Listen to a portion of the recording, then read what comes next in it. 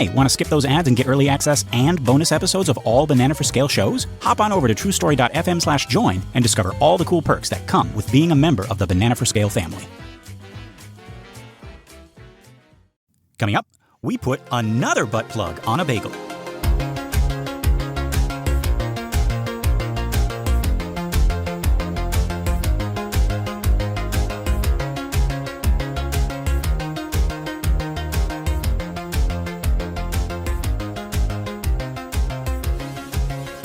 Didn't we already have butt plugs on bagels?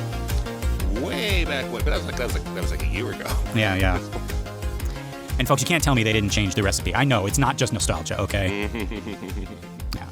You can't be, folks, you can't be telling me Daniel's ain't be liking putting butt plugs on bagels. Yeah, because they do.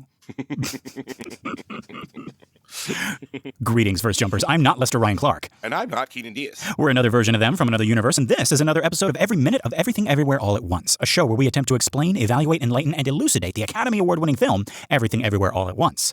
Okay, so our minute begins with Andy Lee asking Alpha Gong Gong for a new jumping pad. And it ends with Joy and Waymond giving their own ideas for jumping pads. Look at this. It's a family project. Everyone's involved. But let's get to the top of this minute. You'll remember, folks, Evelyn was fighting with Andy Lee whilst occasionally dipping in and out of the teppanyaki universe where Chad is. Chad. I just listened to our last episode and I realized I had teased something about a theory I'd had, and then I just never brought it up.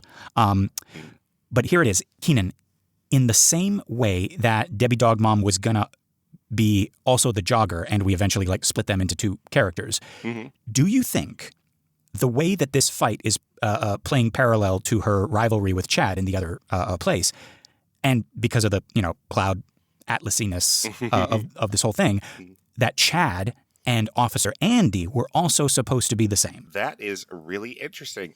We don't have that noticed in the script, but it would make some sense. Right. In the script, he's called an Alpha IT guy. Okay. But yeah, I guess they hadn't figured out yet who Brian Lee and Andy Lee would be playing. We don't have a special call out for Brian Lee and his character. He's just a security guard. We're not sure if it's the same security guard throughout. Right. Yeah. So that's really interesting. I'm thinking like once they got Harry Schumann, it was like, oh no, we have to have he's got to be his own thing. And maybe by that time they had already had the Lee brothers doing kind of the verse jumping, stuff. Yeah, that's really interesting. Because later on, and we're going to see Chad near the end of the film, but in the Office universe, but we're not really sure, where he's been the entire time. Right. Chad, where have you been this whole time? What aren't you not doing here? What weren't you doing there? But yeah, last time they broke each other's headsets, and there's a moment for both of them where you can see the change in their stances and how they hold themselves, and the tension like in their bodies, and you know that they know that something is wrong. Their powers are gone. This is followed by a beat, and then they both start pitifully slapping each other. This got such a big laugh in the theater. It is perfect right here. Not just comedically, but a nice reminder that these are just two normal people, and I also love as they're hitting each other, they're like, stop it, you stop it. It is so funny whenever, I don't know, I've seen that joke happen many times. I've always found it funny. Yes. Yeah, this idea of going from fighter mode to real fighter mode, and just slapping each other like children. I guess it's what it is, right? It's this is how children fight. Children, or just even I would say even adults who just have not been trained in fighting. I can see a Karen being escorted out of a restaurant or something like that, and her doing that to the security guard or something. I was hearing from a bouncer or a bartender or somebody, I can't remember, and they were describing after several years in that position, kind of knowing the difference between when two bros were really going to fight or when they were just going to kind of peacock to each other. Oh. and it was pushing the chest out and touching with the chest versus if someone touches with their head, then that was a real fight. Oh. With your head, that was okay, this is real. I got to break this up. Oh, dang. Okay. Interesting. I can see it now. Yeah, people squaring up to each other, and it's chest out. It's nah, that's it. Nah, they're just talking. Yeah. Oh, okay, all right. Interesting. But what did the bouncer say about when they start doing this in our movie? Yeah, I'd like to hear from some bouncer friends or some bartender friends. Yeah, what happened? Is this something you break up or not? Yeah. This is crazy, and this is like silly and like wild enough that it might break some glasses or something. Maybe that's the real reason. And that would be the thing that stops the fight on its own. It's, you broke my glasses. Like, I'm sorry. And yeah, folks, leave it to the Daniels again. This is so nicely hidden, or maybe not hidden, but like unintrusive is a better word, where we hear Waymond say, "What happened?" And we cut to him and Joy says, "I think they lost their powers?" And just the way she says it in the exact same tone, I imagine, as like some audience members who are like just starting to get it, right? Because this is for them, right? But it's so nicely placed, right? It's funny.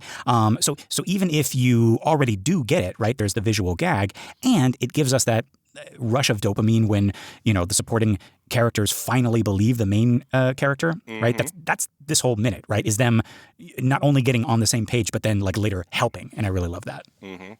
So similar to the Debbie Dog Mom sequence in the break room, none of this dialogue is in our production draft of the script. This is something they discovered after, so they might have written this out as they're going into production. But yeah, they thought that all of this would be clear enough just with the action that they wouldn't need to clarify for the audience members. But yeah, they've been wrong. Why? Like, it just, I know this isn't how it works, but just like test audiences seem like the dumbest people. Like every single time they get a test audience, they accidentally get the dumbest people. Well, okay, so let me talk about that in a second. Okay. So I feel mean saying that, but... Well, I think there's a version of this where they realize that they might need this as an option before they even got to a test audience. Okay. And what I like about the way the Daniels are doing theirs is that they're also trying to be funny with it. So, Joy and Waymond are going to say what's going on in the simplest terms to try to explain it, and it's less sophisticated than how we understand it, so we feel smarter than them. And it's like really, really clever and also very funny. But so... The way test audiences often work is that you are in a mall and you are not there to watch movies, and somebody comes up to you with a clipboard and says, "Hey, would you like to watch a free movie?" And you're like, "No."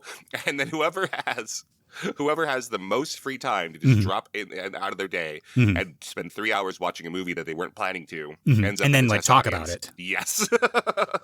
So there's some kind of potentially some bias towards, I don't know, the biggest fucking losers on the planet. I have nothing going on today. I'm just at the mall. And I just have a 3-hour chunk where no one's expecting me to meet with them, or I don't have a job or appointments or friends or anything. I don't have to be home on time for dinner. And that's often how they recruit people for test audiences. I have to be back at the IRS at this time.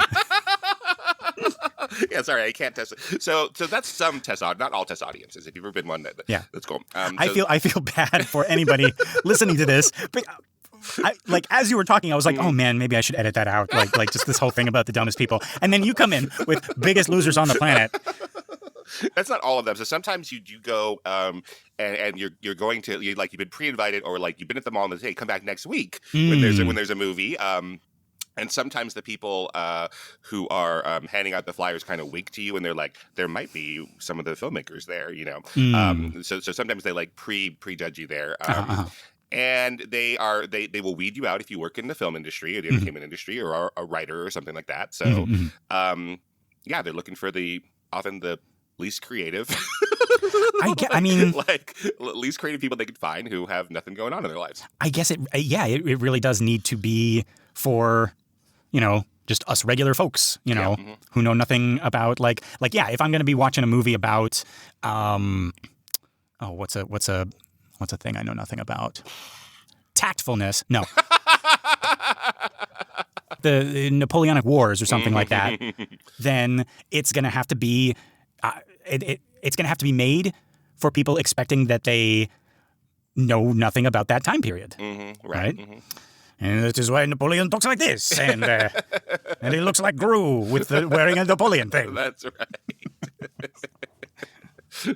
No. So that's not all test audiences, and there are. If you've been in a test audience, you were in the good one, obviously. Yeah, we're not talking about you.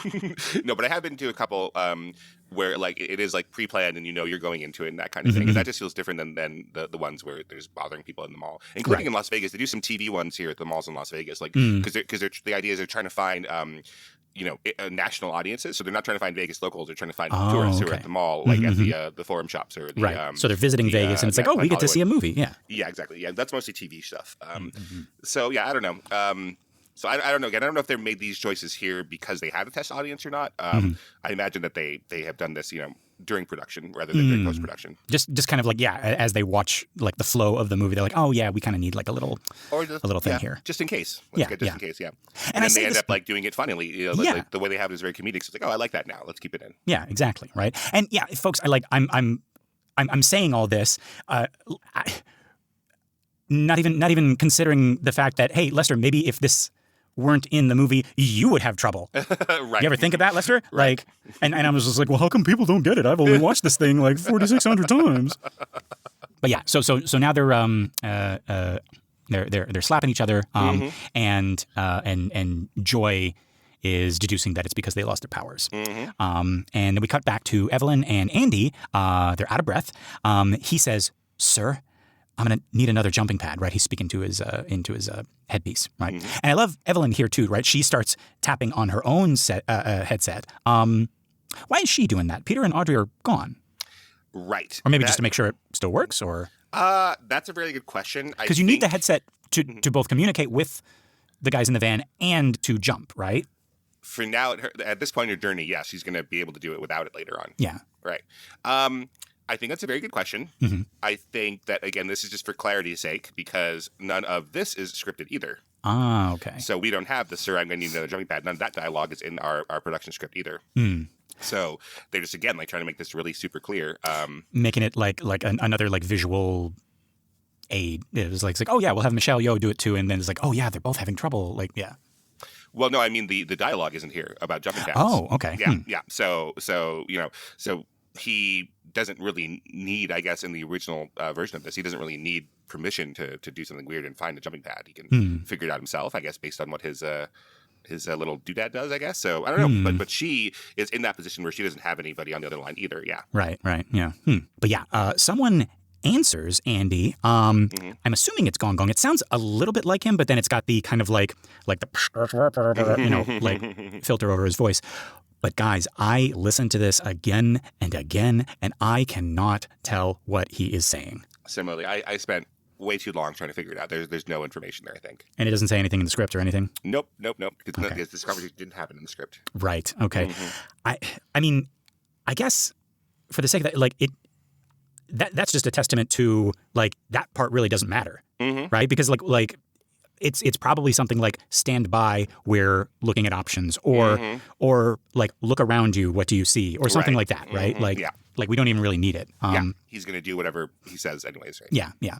But yeah, also there's a container of Tums in the foreground, reminding me a lot of Evelyn's shirt. We stopped looking at we stopped looking at the colors I noticed, and I want to like try to bring that back. But yeah, that's like it's like we got Evelyn like blurry in the foreground on that desk, you know? Yeah. Because we haven't been Evelyn versus Jobu in a little while, so we haven't had that pink versus blue idea yet. But yeah. On this this IRS auditor is such an acidy guy. He has Tums on his desk at all times, like on the top of his desk at all times. Is this me? Is this?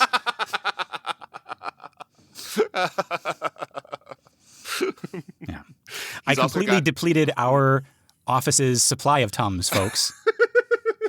That was me, and the person in charge of like getting supplies again. They were like, that was like, you're the only one who comes up and how could they be gone? You're the only one who comes up and gets Tums, and I'm like, yeah, well. Oh yeah, I don't know. You always have for lunch just a salad with hydrochloric acid on it. Yeah. Yeah. Yeah, so this guy, who we're going to find out his name is James Wyatt. James Wyatt has Tums on his desk like this. He also has a pen container that has blue and black pens on it, and between that, it's another like it's a it's a shark statue of some kind that looks super fun, but doesn't look so out there and crazy that it takes you out of the movie. Right. This is an IRS agent's flair. Right. Right. Yeah. Because Deirdre had it on her desk, right? And then in this one, we haven't really seen other people's desks that much. So yeah. James also has it. Yeah.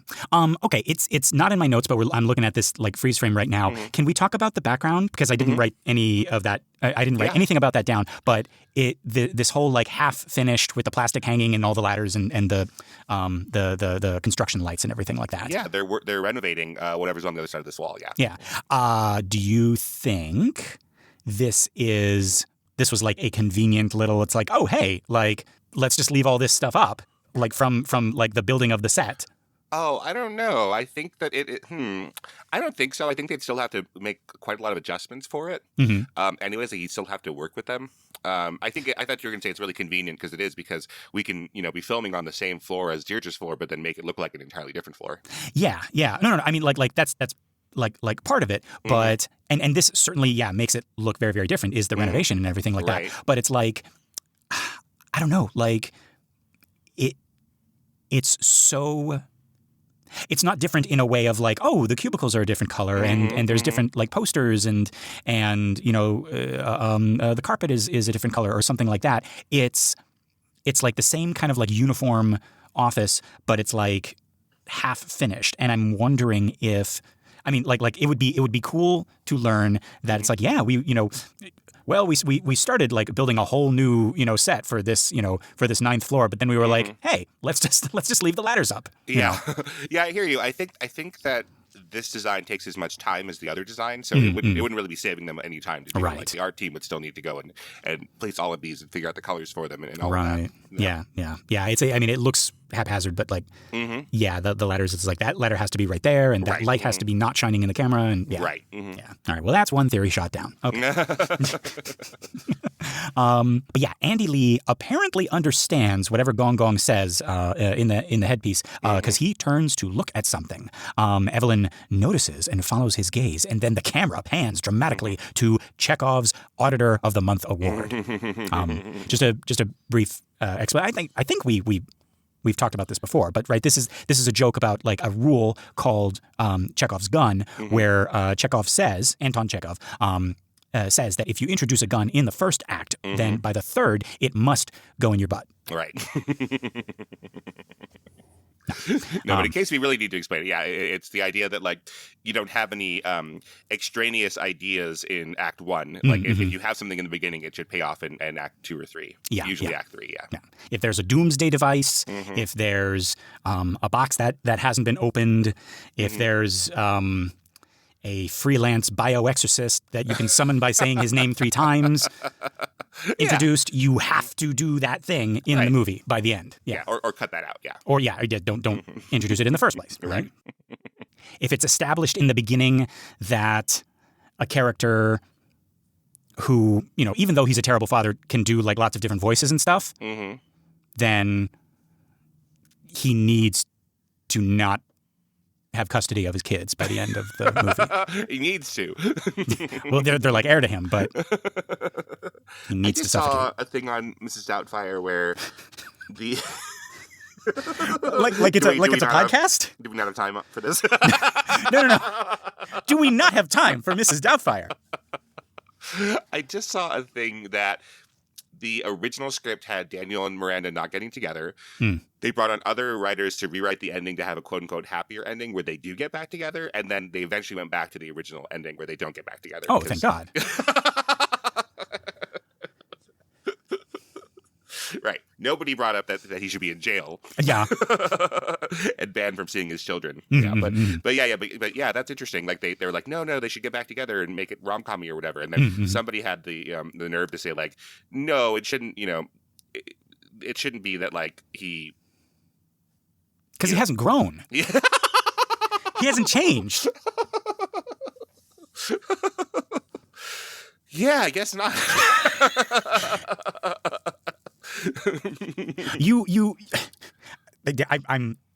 I feel myself adopting Miranda's speech patterns right now, but like every time we have a fight, Mm-hmm. you weasel your way out of it with some emotional bullshit. We love you. We love each other, Miranda. We love each other. That's not how he sounds. That's how he sounds. That's exactly how he sounds. And then just on a larger scale in court, that's what you do at the end of the movie. See, I was going to say that they realized that, you by doing all this gaslighting and stuff, you shouldn't be rewarded by getting your wife back. Yeah. But I guess, which is great, but I guess they were like, you get your children back. Sure. That's what And a TV show. Well, you mean I get my old job back? No, a better one. I love that movie. But okay. Right, so But we got Chekhov's butt plug here. Yes. And we cut to Andy unzipping his pants, slow but not in a sexy way. It's like it's like when cowboys are having a duel and he's like reaching for his gun, but instead he's reaching for his zipper. So it's not Jamie Lee Curtis in True Lies and Arnold Schwarzenegger. No, do it slow. Right. Do it sexy. Yeah. But it is that, but it's not that. And we cut to Evelyn, perplexed. Then she looks back at the award, and we zoom in on the award itself. And Keenan, the name on the award should have been Anton Chekhov. Am I wrong? You're not wrong. Okay. No. That would have been very, very funny. Mm-hmm. With all the, like just to balance out the kind of like the explain. It's like, I think this is how she gets her powers, and da-da-da-da. And then we just get an Anton Chekhov's butt plug joke. Mm-hmm. I would like that. Yes. But yeah, but no, it's James Wyatt. Speaking of gunfights, yeah, this is Huckleberry. Yep. Mm-hmm. Or he puts it up as Huckleberry. You beat me to it. Okay. Say when? Why, Johnny Ringo, you look like somebody just stuck something up your butt. You know Tombstone a lot better than me. Uh-huh. So I'm just really, 1993 American movies very well.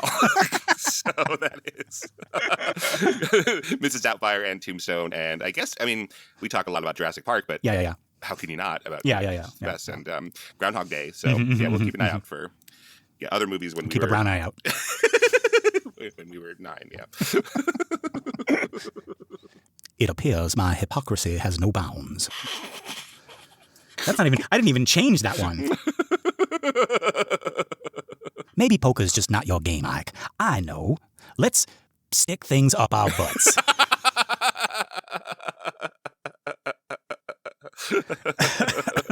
Okay, that's it. That's all. Yeah. All right, good. Yep. But no. It's James Wyatt. Mm-hmm. Do you think James knows Deirdre? Do you think they're rivals? Or have they never met? Like, what's... I wouldn't be surprised if Deirdre knows that James won one of these and is pretty pissed. It's like extremely resentful of it. Yeah, anyone who's won one of them, she is rivals to them, but they have no idea who she is. Yes. Mm-hmm. Yeah. We cut back to Waymond and Joy. They are continuing their commentary on this fight. Waymond says, I think she needs to do something weird again. But Joy is more focused on Andy as realization dawns. She says, what's he doing? This is such a small thing, but their roles in this commentary are so real. Like this is the Wong family watching a movie, and Dad is puzzling through the plot. They both are, but like Dad is like just a little bit behind, like focusing on something that Joy has already like figured out. Right? They're watching Seven, and Waymond's like, I think he's the final sin. And Joy's like, wait, what's in the box? Right? And it turns out it's a butt plug. It's a butt plug, yes. What's in the butt? What's in the butt? Yeah, that's 2 movies. When was that made? Am I on a roll? That's 1995, so okay. Yeah, no. But yeah, we cut back to our fighters. Andy Lee takes a flying leap onto the desk where this award is, but Evelyn's feet are too fast. She sweeps it away, and his butt lands on nothing. Mm-hmm. That is a sentence I actually typed. His butt lands on nothing. I really like this kick from Evelyn because, again, she's not super powered right now. Right. I keep forgetting that. Yeah, so she's able to do this. So it's not as graceful as maybe it could be, it's supposed, but like it's smart, it's clever, right? And soccer kicks it away. Yes, and we have seen there's precedence for this when remember she was moving the footstool in the very, very beginning? Mm-hmm. So she can do this stuff like without powers, yeah, that's right? right. Yeah. That's part of like her normal everyday move. Yeah. Yeah, that's normal, Evelyn. Yeah. Mm-hmm. Yeah. Also point out Andy Lee's wearing tighty-whities, Yes, he is. DVDs. What's the real word for these? Briefs. These are white briefs. Yeah. That's I don't know. Very. What's the word?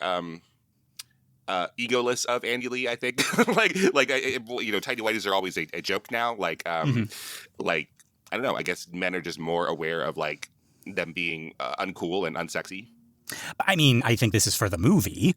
Yes, that's what I mean. So to put himself in them. I don't know what he actually wears, but like Walter White in the opening of Breaking Bad. Right. Yeah. Yeah, so it's like that's just a funny way of doing it. Yeah. So he didn't like put on something sexy, something sleek, for Right. this. Right. Yeah. This is the yeah, like the funniest possible thing that we could have Andy Lee wearing. Because boxers would be like the alternative is boxers with hearts on them, because that's the one you see in cartoons. Yeah, if you're a pirate, and your pants fall down.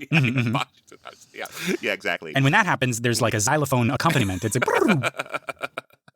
yeah, but it also it didn't really occur to me until a minute or so from now. That he has to take his jeans off because the butt plug won't go through that, but they will go through his tighty-whities. Yes. Yeah, so his plan is to smash these tighty-whities into his own butthole. Yep. Yeah. I'm not sure if they got a stunt butt to do this because Andy Lee's butt is a stunt butt. Right. Like by its very nature.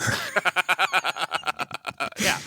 But what I'm saying is I keep thinking about like, what if she misses and he actually goes down on that thing? Like, oh, yeah. Like, what if she misses that kick? And because that's going to be, because it's not, I mean, one of two things can happen. It goes in cleanly, which would hurt. Sure. It doesn't go in cleanly, which would also hurt. Yeah. I think there is a frame or two where we see her grab it with her hands and it looks real squishy or bendy. It's actually the next shot right here. He's fully on the desk now, and he tries to sit on it again, and she grabs it with her hands and moves it away, and for a split second, you see it bend. Aha, I see you're right. Yeah, so I think, like, if he actually did, if they did multiple takes of this and he accidentally sat on it once, it's like made of foam or something, maybe. It is more like an actual butt plug than like an obsidian thing that you would have to go to the doctor for. But even that would hurt, though. Like, it would certainly fast hurt. and, it would certainly hurt, but you wouldn't have to go to the ER, I think. I'm saying like even, not even that. I bet it's like a soft, squishy foam thing. Like maybe he's lubed up just in case. Just to, not have any injuries happen. But yeah, you're right. It is a foamy sort of squishy version. Yeah. We cut back to Dorian Waymond's like, shouldn't they get a stunt butt for that? Well, I think his butt is a stunt butt. But yeah, Evelyn grabs it and sort of does this like twirl to the other end of the desk and slams it down there. But he butt hops over that way. But now she's like put it down. But she takes it and she's put it down in the first position again. And now he kicks her hand away. She grabs his leg, swings that away, then goes back to get the award just in time before Andy Lee's butt comes down again. And now she swings it at his face like a normal face smashing weapon. But he blocks it, grasps her hand, and guides it down to his butt. We cut back to our family, and Joy says, "Oh my God, I think he's trying to stick it in his butt." And she ducks down behind the wall of the cubicle while Waymond looks like he's still like sort of like lagging behind on the play-by-play. Right. It's like, wait, honey, what? Whose butt? Like, yeah, again, so these probably started out as like clarification lines. Like, just get this just in case. But that's just a funny line. Like her just saying what's really happening is funny enough. So, if it were less interesting and exciting, then these lines wouldn't work. Like I think that I think that doing weird things gets your powers. Like just saying it simply is a joke. So they're able to have it both ways.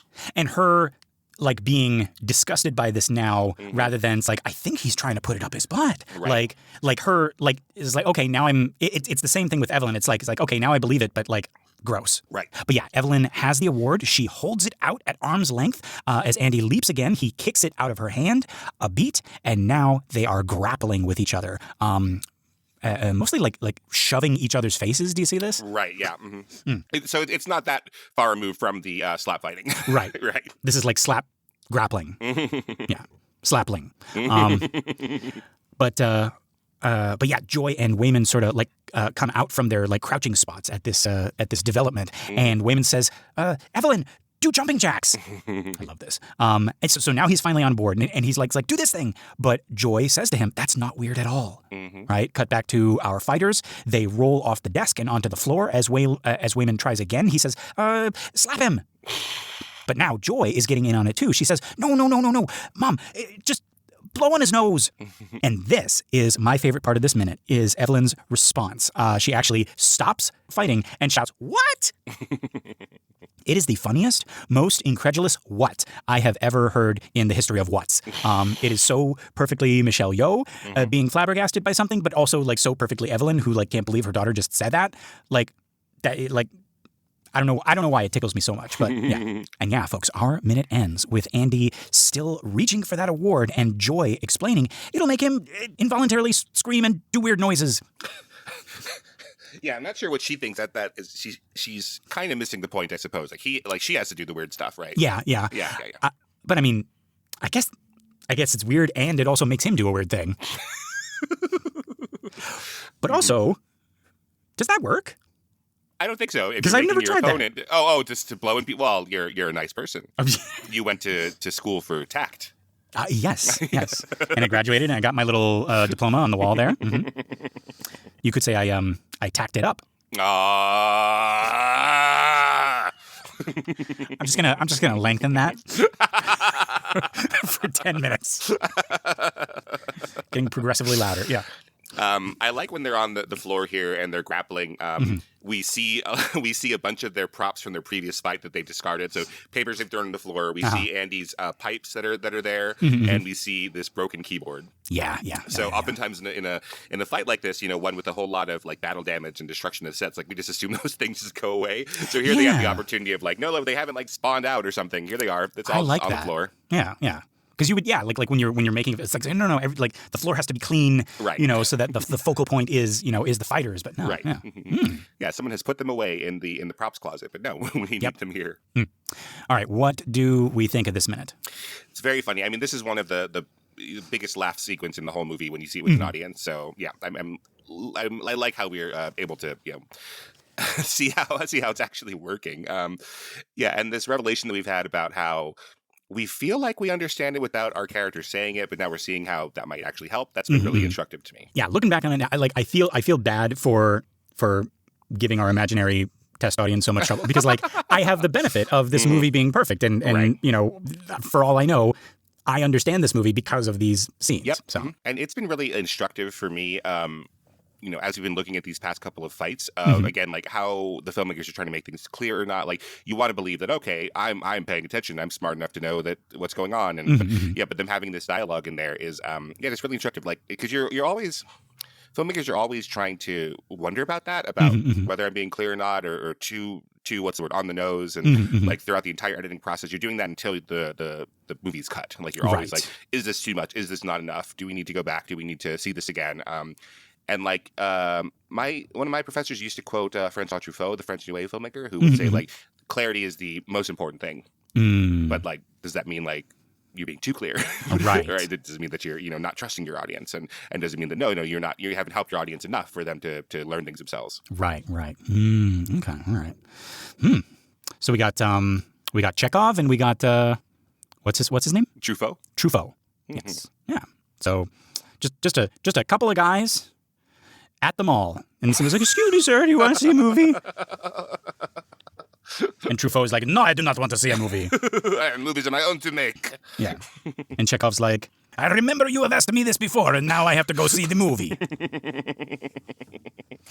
I guess we are in the third act. Yeah. And Joseph Campbell's there, and everyone's here. Yeah. What a party. But yeah, folks, this has been the 79th minute of Everything Everywhere All at Once. I've been Lester Ryan Clark. You can reach me in all the universes as Lester Ryan Clark. And I've been Keenan Diaz. In your universe, I'm on Instagram and Letterboxd as Howdy Keenan. Yeah, we got our Facebook listener group, Banana for Scale. That's a community for all of our shows, including this one. It's a private group, but just request to join. and you'll be sucked into the banana. If you want more, consider joining us at truestory.fm/join and look for Banana for Scale. That's us. You get bonus episodes of all our shows, access to our Discord, and you get your episodes a week early and ad-free. Pretty cool. Just $5. If you're not sure about that yet, one thing you can do that's absolutely free but would really mean all the universes to us would be to give us a 5-star rating on iTunes or Spotify or wherever you listen to our show. That and sharing the show by word of mouth or on social media is going to help our little podcast grow and find more cool people like you. All right. All right. Well, I mean, the obvious thing is to grab that butt plug. But I'm a little bit scared to get near these two fighters because they're really going at it. Oh, they're crazy. Yeah. So I think what I'm gonna do is I'm gonna get me some of those Tums because we're all out of them at work and I need them. Chances are, if this guy keeps a half-empty bottle of Tums on his desk, he probably has more in his drawers as well. Yes, I'm not worried about him going Tumsless. No. I was trying to say he could rate his whole whole stash. He's probably got more where that came from. I'm not a monster. Yep. Well, I'm going to take these pipes that Andy Lee has been using to beat Evelyn up, and I'm going to prop some things up in the back that are falling out. Some of these places have tiles that are not quite there, and I'm going to find some practical use for these pipes. Put them somewhere in there. There you go. Yeah, I like this. I'm helping. I can just see them like fighting and you on the ladder. It's like, can somebody hand me the wrench? Hello? Okay. Keenan, are you thinking what I'm thinking? That we're going to put together our own test audience for our podcast. They're the opposite of literally everything we said about test audiences. And then, oh boy, I can't wait for the question time on that one. So, are they ever gonna like do a Mrs. Doubtfire minute, or like what is the associate did somebody work on that movie that also works on Everything Everywhere, right. or do they hate that movie? Do they like that movie? Yes, you in the back. Where does the "What are you doing here" thing come from? What is it a reference to? Oh, that's like from their like first show. It's like, well, no, I listened to their first show. Well, no, it's a bonus episode. It's it's like the very last bonus episode. It's like it was 3 hours long, and they were like really tired, and they did it like 11 billion times in just that one episode. That's right. Has nothing to do with their previous show, actually. At a Q&A at a film festival once, my friends showed their movie, their feature, and I wasn't there, but apparently the first question, some guy raised his hand and said, yeah, so what's the big idea? Like, I don't know how to answer that. Okay. I immediately know about this guy. Because he either had that planned from the very beginning,